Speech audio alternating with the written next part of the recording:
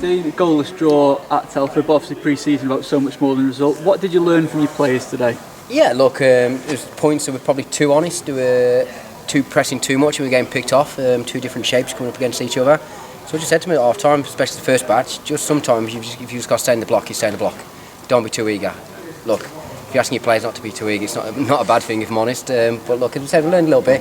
And the second group that came on for the last 20 minutes, they settled straight into it, if I'm honest. I was quite impressed how they took to it straight away, to the tempo of the game, and created some good half opportunities. Obviously a bit longer for the lads that started the game. Was that always the plan, or was that more reflective of you wanting to see that little bit extra from them? No, it's always a plan. It's always a plan just to get minutes up. We've done 45s, we've done 60s. A lot of players got up to 70 today, so we'll look at it again at the weekend, and we'll see who can push on to the 70-minute mark at the weekend. Obviously, one of those players, first 70 for Theatre Keller alongside Theo Vissalf. It's a player he knows well, but new to Wrexham fans. What did you make of their partnership? Yeah, they've done okay. As I said, the first group, it was a difficult test for us. They had two big strong lads up at top against someone to compete on absolutely everything. But look, they kept a clean sheet. We had a little bit too many silly free kicks away from on his first half. Gave Telford an opportunity to put the ball in the box. But look, they defended for their lives. Obviously, Jason Oswald, a striker we know all about. That's the side of his game. So ticking the box for Seeker and Theo to come off that. Yeah, look, there's on it a few forearm smashes to say, but look, that's Ozzy. He's not malicious with it. He's honest and he competes on everything. And look, as I said, that's what we're going to come up at. They're going to come up against the season ahead at our level. So they've got to get used to it. And you brought those second set of lads on, maybe a little bit more direct in attack. Is that a fair way to reflect on it? No, I wouldn't say that. I thought we passed through the thirds a lot more on that in that group. Look, we tinkered with the formation. We had a few more ball players in there to stay in the middle of the park, and I thought we passed straight through them. We got AJ in good little pockets, and he created some half opportunities. Look, even first half, I thought we got where the times we did string some passes together.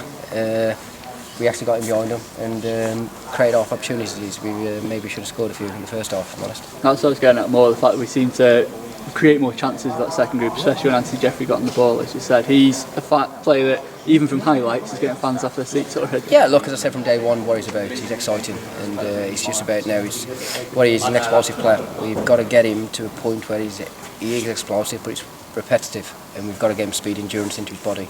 So he's working on that, and as you can see, every time it's going dead, he's sprinting his legs off to get back into his shape as quick as he can. So they're just the extra yards that'll stand him in good stead for the season. Obviously, by the time this goes out, we'll have another new face in the building, or less a new face, but a permanent signing at least. Please get that one over the line. Yeah, look, we know everything about James. He came in last season into a struggling group. He had an impact, great lad. Probably one of the easiest ones for me to do. I didn't have to do any checks because we know what his character's about. Stayed in touch with him. Lad had an horrific injury. He's got himself back. Stayed in touch with him all the way through that, and it was always a case. It was always on my radar. If I'm honest, if that hadn't have happened to him last season, we probably wouldn't end up with him. He's at the point now.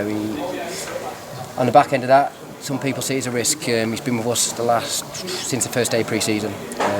So yeah, he's done everything that we've asked of him. We've pushed him, we tested him, and look, he's good to go, and he's proved that again tonight. I suppose that's testament to him as a character, that he has had to prove himself to you over the last few weeks. Yeah, look, it's not so much prove himself to me. We had to prove his fitness and the strength in his knee, and he's come through with no problems whatsoever. As I said, as a lad, he's everything that you want in a football club. He offers us cover at the right back, competition there, and a competition in the middle of the park. So he's got a few strings to his bow to say. And talking of fitness, Jordan Ponticelli looked like he picked up a nasty knock. Is it? No, his hamstring just tightened up a little bit.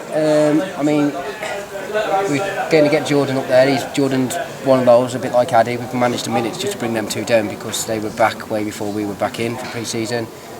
Played minutes back at the previous clubs. So it was a case, that's why they was just doing 30s and 30s and 30s. Yeah, his hamstring just tightened up a little bit, so if anything, he'll be precaution over the next week or so and see how it settles. The only other injury, Jay Harris took a knock early on, but he seemed to run that off almost. He was fine. He was flying into a few tackles after, so I don't see no issues with that.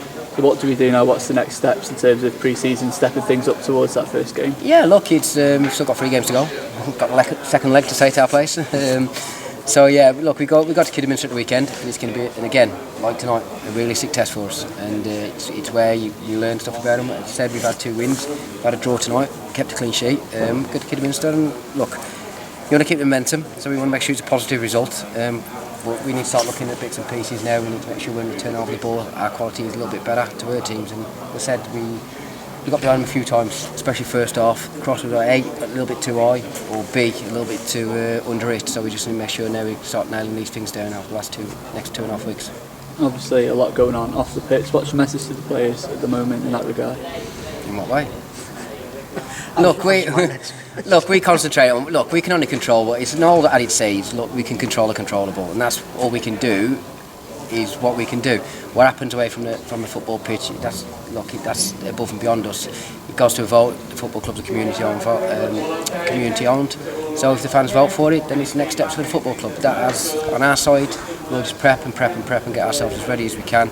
I believe that in that squad now, what we've got a squad that can push for this season, that this football club need to get back to where it wants to be. If that's under the fan-owned ownership or it's under invested ownership, what will be, that's not for us to decide.